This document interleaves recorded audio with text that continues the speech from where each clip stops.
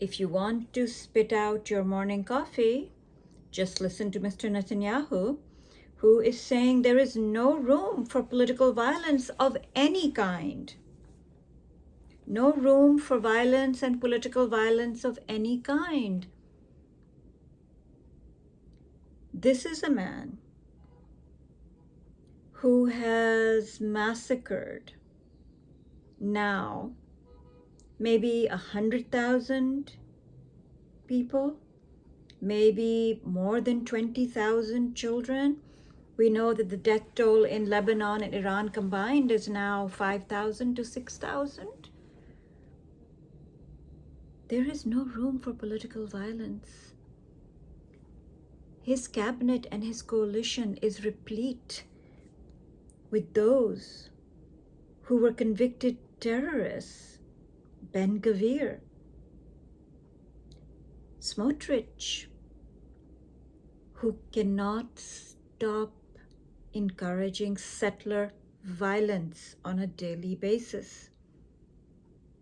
Ben Gvir, who's cheering on torture and rape of Palestinian detainees, who runs around the old city of Jerusalem pointing guns at people.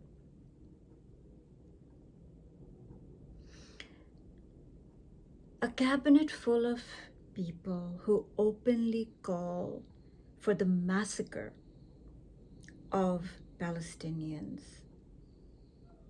calling them human animals, Amalek. There's no such thing as a good Palestinian. These children need to be killed because they will grow up to be Hamas. There are no civilians in Gaza. All of these comments came out of his people. No room for violence, he says. No room for political violence. Meantime, he and his IDF are addicted to killing. Addicted. They cannot stop killing people in Lebanon. They cannot wait to start massacring Iranians in the thousands. Yes, that Netanyahu is saying there's no room for violence, no room for political violence of any kind against anyone. Today we hear is Axios reporting, so the source has to be Israeli, that Israel provided the Iron Dome and IDF soldiers to the UAE. So the UAE now is overtly in a military compact with Israel. IDF troops are in the UAE. And this brings me to something Daniel Levy has said. He is an analyst based out of London, an Israeli-British man, I think. And he is saying that, Mr. Levy is saying that Israel's ideology is not just an occupation of land. Their expansionist idea is not just about expanding land. It is also about causing chaos and collapse of the region. That, and I think I've said this before as well, that the whole agenda is the collapse of the GCC, the collapse of Iran, not just regime change, the collapse of Iran, the collapse of Iraq, the collapse of the GCC, where Israel's influence and supremacy is what rises and rises, and they control They control that whole region as the superpower supremacist organization, and they control how the oil flows as well. Netanyahu has said so, that the oil should flow through Israeli ports. No need for the Strait of Hormuz. That is the vision. That the attacks on the GCC served Netanyahu just fine. And he showed the UAE that no one else is going to defend you. We are. We'll send you the Iron Dome. We'll send our troops. This is what is going on in the minds of the Israelis. Whether they achieve that or not is a whole different scenario. And that is why I keep saying that the real battle right now, the unwritten, unsaid battle of who wins out here, is between Israel and Pakistan. Because Pakistan is the only nuclear-armed country in the region aside from Israel. And Pakistan has deep alliances with some of the GCC countries, especially Saudi Arabia. Pakistani troops already secure the holy sites. Pakistani troops are very present in the GCC. Pakistani Air Force right now has a ton of its forces parked in Saudi Arabia. There is a defense pact between Pakistan, Saudi Arabia, and Turkey.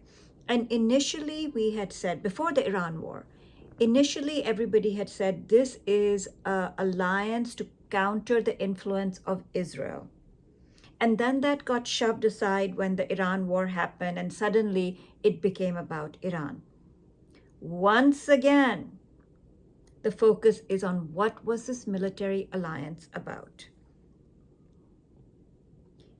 And I think Egypt is also part of this alliance. Now we know it was about countering Israel, and that is again emerging.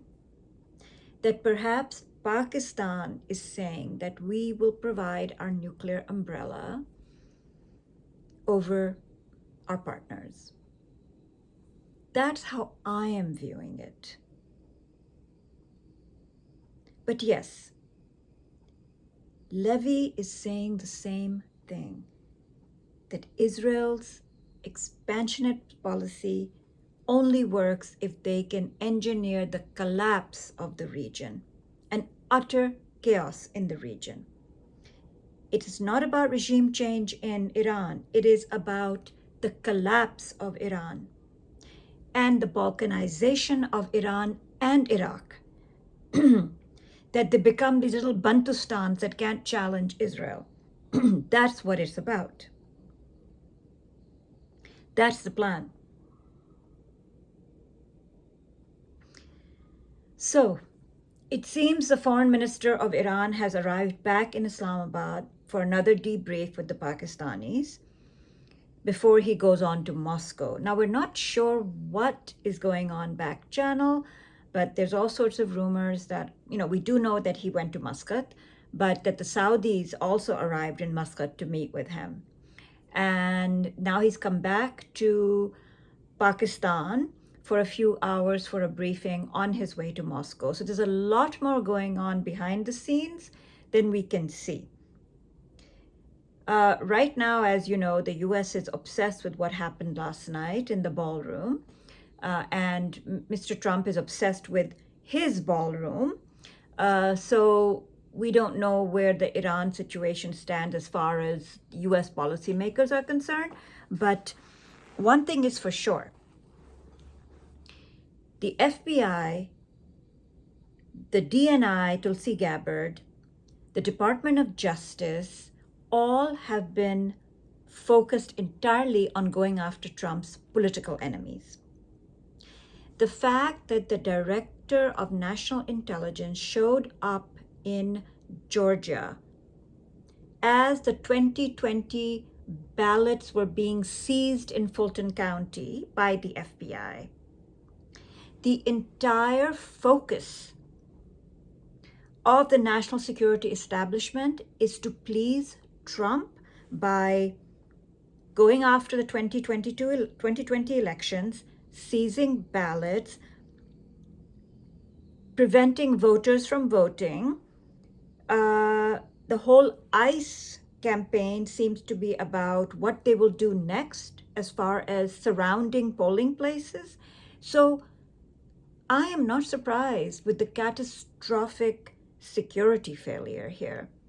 The entire focus has been on the 2020 elections, seizing those ballots, and going after political enemies, including the press. Let's not forget that a Washington Post reporter was surveilled after she reported on something they didn't like. Kash Patel had his FBI go after a New York Times reporter after she reported the use of the FBI resources to protect his girlfriend, and now he's threatening the Atlantic magazine reporter who reported that he was too drunk to wake up. This is what they are focused on. To hell with making Americans safe. To hell with making themselves safe, for God's sake. And last night was a clear example of all of that.